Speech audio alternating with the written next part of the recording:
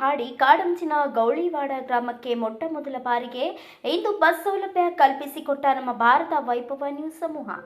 ಉತ್ತರ ಕನ್ನಡ ಜಿಲ್ಲೆಯ ಹಳಿಯಾಳ ತಾಲೂಕಿನ ಮಾಗವಾಡ ಗೌಳಿವಾಡ ಗ್ರಾಮಕ್ಕೆ ಸ್ವಾತಂತ್ರ್ಯ ಬಂದು 76 ವರ್ಷವಾದರೂ ಬಸ್ ವ್ಯವಸ್ಥೆ ಇಲ್ಲ. ಇನ್ನು ನಮ್ಮ ನ್ಯೂಸ್ ಸಮೂಹದ ರಾಜ್ಯ ಉಪಸಂಪಾದಕ ಬಸವರಾಜು ಕಾಡಂಚಿನ ಗೌಳಿವಾಡ ಗ್ರಾಮಕ್ಕೆ ಕೇವಲ 5 ದಿವಸಗಳ ಹಿಂದಷ್ಟೇ ಭೇಟಿ ಕೊಟ್ಟು ಗೌಳಿವಾಡ ಜನರ ಸಾಂಪ್ರದಾಯಿಕ ಉಡುಪನ್ನು ತೊಟ್ಟು ಅದೇ ಸಮಗ್ರ ವರದಿ ತಯಾರಿಸಿ ರಾಜ್ಯ ಮಟ್ಟದಲ್ಲಿ ಬಿತ್ತರಿಸಿ ಸ್ಥಳೀಯ ಹಳಿಯಾಳ ಬಸ್ ಡಿಪೋ ವ್ಯವಸ್ಥಿಸಿ ಅಭಿಪ್ರಾಯ ಸಂಗ್ರಹ ಮಾಡಿ ಬೆಳಕು ಚೆಲ್ಲಿದ್ರು.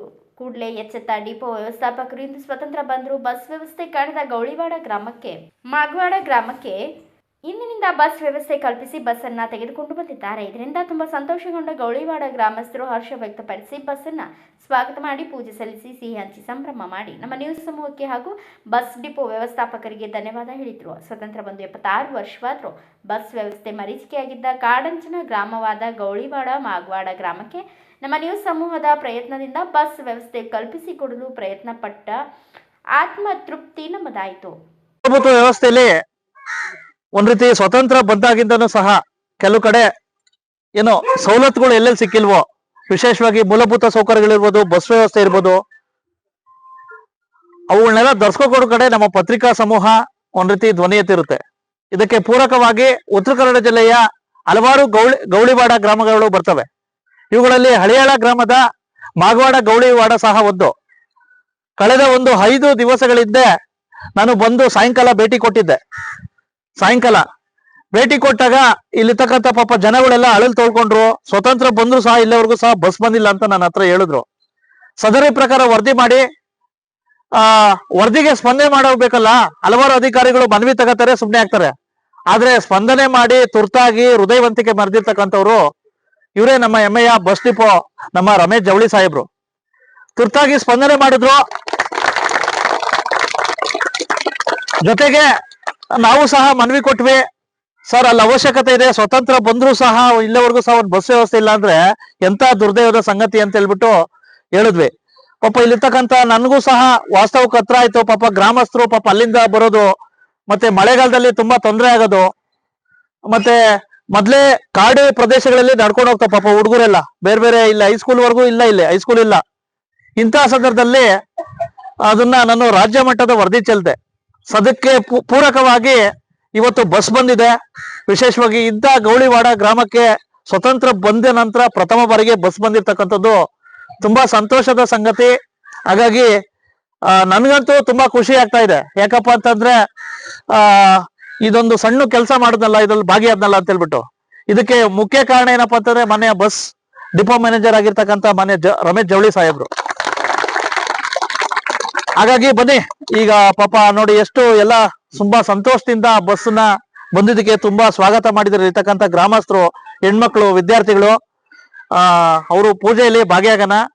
ಮತ್ತೆ ಇನ್ಮೇಲೆ ಸರಾಗವಾಗಿ ಬಸ್ಸು ಕಂಟಿನ್ಯೂ ಆಗಿ ಓಡ್ಲಿ.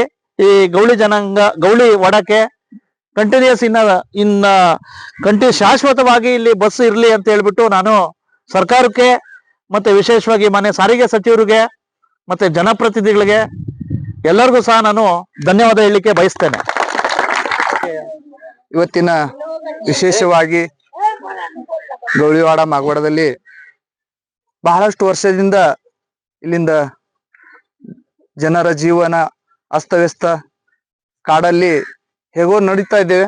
ಆದ್ರೆ ಇವತ್ತು ವಿಶೇಷ ಏನಂತಂದ್ರೆ ನಮ್ಮ ಬಸವರಾಜ್ ಸಾಹೇಬ್ರ ಪ್ರಯತ್ನದಿಂದ ಅವ್ರ ಒಂದು ಪ್ರಚಾರ ಪ್ರಸಾರದ ಮೂಲಕ ಇವತ್ತು ನಮ್ಮ ಪ್ರಪ್ರಥಮವಾಗಿ ಗೌಳಿವಾಡದಲ್ಲಿ ಒಂದು ಬಸ್ಸಿನ ವ್ಯವಸ್ಥೆ ಶುರುವಾಯಿತು. ಶ್ರೀಯುತ ಬಸ್ ಡಿಪೋ ಮ್ಯಾನೇಜರ್ ಇವರು ಹೆಸರು ರಮೇಶ್ ಜವಳಿ ಸರ್. ಇವರು ಒಂದು ಅವರು ಬಸ್ಸಿನ ಒಂದು ವ್ಯವಸ್ಥೆ ಮಾಡಿಕೊಟ್ಟಿದ್ದಾರೆ. ಇವತ್ತೊಂದು ಬೆಳಿಗ್ಗೆ 8 ಗಂಟೆಯಿಂದ ಪ್ರತಿದಿನ ಬಸ್ ಶಾಲೆ ಮಕ್ಕಳಿಗೆ ಎಲ್ಲ ಜನರಿಗೆ ಹಳಿಯಾಳಕ್ಕೆ ಓಡಾಡ್ಲಿಕ್ಕೆ ಅನುಕೂಲ ಆಗುವಂತದ್ದು ಒಂದು ಪ್ರಯತ್ನ ಮಾಡಿದ್ದು ಒಂದು ಸಫಲವಾಯ್ತು ಅಂತ ಹೇಳಿ ಅವ್ರಿಗೆಲ್ಲರಿಗೂ ಊರಿನ ಪರವಾಗಿ, ನನ್ನ ಪರವಾಗಿ, ಎಲ್ಲರ ಪರವಾಗಿ, ಮಕ್ಕಳ ಪರವಾಗಿ ಧನ್ಯವಾದವನ್ನು ಹೇಳ್ತಾ ಇದ್ದೇವೆ. ಬಸ್ಸೇ ಬಂದಿರಲಿಲ್ಲ ಸ್ವತಂತ್ರ ಬಂದಾಗಿದ್ದನು. ಹೌದು. ಈ ಮೊನ್ನೆ ವರದಿ ನಂತರ ಬಸ್ ಬಂದಿದ್ದು ಏನ್ ಹೇಳಿಕ್ ಬಯಸ್ತೀರಾ? ಏನ್ ನಮ್ಗೆ ಬಹಳ ಖುಷಿ ಆಗಿವ್ರಿ ಬಸ್ ಬಂದಿದ್ದಕ್ರಿ. ಬಸ್ ಬಂದಿದ್ದಕ್ಕ ಬಹಳ ಖುಷಿ ಆಗೈತ್ರಿ. ಹಿಂಗ ನಡಿಲ್ರಿ ಕಾಯಮ ಇದಷ್ಟ ರೀ. ಹೌದಾ? ಹಾ ರೀ. ನಿಮ್ಮ ಹೆಸರು? ರೇಣುಕಾಂತ್ ಸರ್. ಊರಾ? ಹಾ ಸರ್, ಗೌಳಿ ಮಗವಾಡ. ಹೇಳಿ ಮೇಡಮ್, ಏನ್ ಕೆಲಸ ಮಾಡ್ತಿರ್ತಾವು? ಅತಿಥಿ ಶಿಕ್ಷಕರಾಗಿ ವರ್ಕ್ ಮಾಡ್ತಾ ಇದ್ದೇವೆ ಸರ್ ಇಲ್ಲಿ. ಯಾವ ಸ್ಕೂಲು? ಇದೆ ಸರ್, ಸರ್ಕಾರಿ ಕಿರಿಯ ಪ್ರಾಥಮಿಕ ಶಾಲೆ ಗೌಳಿವಾಡ. ಈಗ ನಿಮ್ಮಂತವ್ರು ಇದ್ರು ಸಹ ಒಂದ್ ರೀತಿ ಸ್ವತಂತ್ರ ಬಂದ್ರು ಸಹ ಇವ್ರಿಗೆ ಬಸ್ ವ್ಯವಸ್ಥೆ ಇಲ್ಲ. ಈಗ ಮೊನ್ನೆ ವರದಿ ಮಾಡಿದಕ್ಕೆ ಬಸ್ ಬಂದಿದೆ. ವರದಿ ಮಾಡೋದಕ್ಕೆ ಸರ್ ನಿಮ್ಗೆ ತುಂಬಾ ಧನ್ಯವಾದವನ್ನ ಹೇಳ್ತಾ ಇದ್ದೇವೆ. ಯಾಕಂತ ಹೇಳಿದ್ರೆ ಇಷ್ಟು ವರ್ಷ ಆಯ್ತು ಇಲ್ಲಿ ಬಸ್ ಇರ್ಲಿಲ್ಲ, ಜನ ಎಲ್ಲ ನಡ್ಕೊಂತ ಹೋಗ್ತಾ ಇದ್ರು. ಹಳ್ಳಿ ಅಂತ ಹೇಳಿದ್ರೆ ಕಾಡಿದೆ, ಮಧ್ಯದಲ್ಲಿ ಎಲ್ಲ ಕಾಡಿನ ಪ್ರಾಣಿಗಳು ಬರಬಹುದು. ಇಲ್ಲೆಲ್ಲ ಹೇಗಿದೆ ಅಂತ ಹೇಳಿದ್ರೆ ಪಾಪ ಜನ ಇಲ್ಲಿಂದ 5-6 ಕಿಲೋಮೀಟರ್ ನಡೀತಾನೆ ಹೋಗ್ತಾ ಇದ್ರು. ಇಲ್ಲೆಲ್ಲ ವರದಿ ಮಾಡೋದಕ್ಕೆ ನೀವೆಲ್ಲ ಬಸ್ ಬಂದಿದೆ, ಅದಕ್ಕೂ ನಿಮ್ಗೂ ನಿಮ್ ಡಿಪೋ ಮ್ಯಾನೇಜರ್ಗೂ ಎಲ್ಲರಿಗೂ ಸರ್ ನಾವು ಧನ್ಯವಾದವನ್ನ ಹೇಳ್ತಾ ಇದ್ದೇವೆ ಊರಿನ ಪರವಾಗಿ. Thank you. ನಿಮ್ಮ ನಂತರ ಬಸ್ ಬಂದಿದೆ. ಹೌದು ಸರ್. ಅದಕ್ಕೆ ಏನ್ ಹೇಳಿಕ್ ಬಯಸ್ತೀರಾ? ಅಲ್ಲ ಸರ್, ನಮ್ಗೆ ಬಸ್ ಬಂದಿದೆ, ಎಷ್ಟು ಖುಷಿ. ಒಂದ್ ಹಬ್ಬ ಅವನಿ ಹಾಕತ್ತೆ ಆ ತರ ಆಗ್ಬಿಟ್ಟಿದೆ ಇವತ್ತು ನಮಗ. ಹೌದು ಸರ್, ಆ ತರ ನಮಗ ಆಗ್ಬಿಟ್ಟೈತಿ. ಹೆಂಗ ಇರ್ಬೇಕು ನಮಗ. ಹೌದಾ? ಅಲ್ಲ, ಈಗ ಮೊನ್ನೆ ತಾನೇ ವರದಿ ಮಾಡಿದ್ರೆ ಆನಂತರ ಬಸ್ ಬಂದಿದೆ, ಏನ್ ಹೇಳಿಕ್ ಬಯಸ್ತೀರಾ? ಅದೇ ಸರ್, ನಾವ್ ಏನ್ ಹೇಳೋದು ಈಗ ಹಬ್ಬ ಅವನಿ ಇಷ್ಟು ಖುಷಿ ಆಗೋದು ಅಷ್ಟು ಖುಷಿ ಇವತ್ತು ಆಗ್ತಾ ಇದೆ ನಮಗ. ಒಳ್ಳೇದಾಯ್ತು ಶಾಲಿ ಮಕ್ಕಳಿಗೆ, ಎಲ್ಲಾರ್ಗೆ, ಹಿರಿಯರಿಗೆ, ಇಂಥವ್ರಿಗೆ, ವಯಸ್ಸಾದವರಿಗೆ ಎಲ್ಲಾರ್ಗೆ ಒಳ್ಳೇದಾಯ್ತು. ಅದು ಆಯ್ತು ಸರ್. ಬ್ಯೂರೋ ರಿಪೋರ್ಟ್ ಬಾಜಿರಾಜು, ಭಾರತ ವೈಭವ ನ್ಯೂಸ್, ಹಳಿಯಾಳ.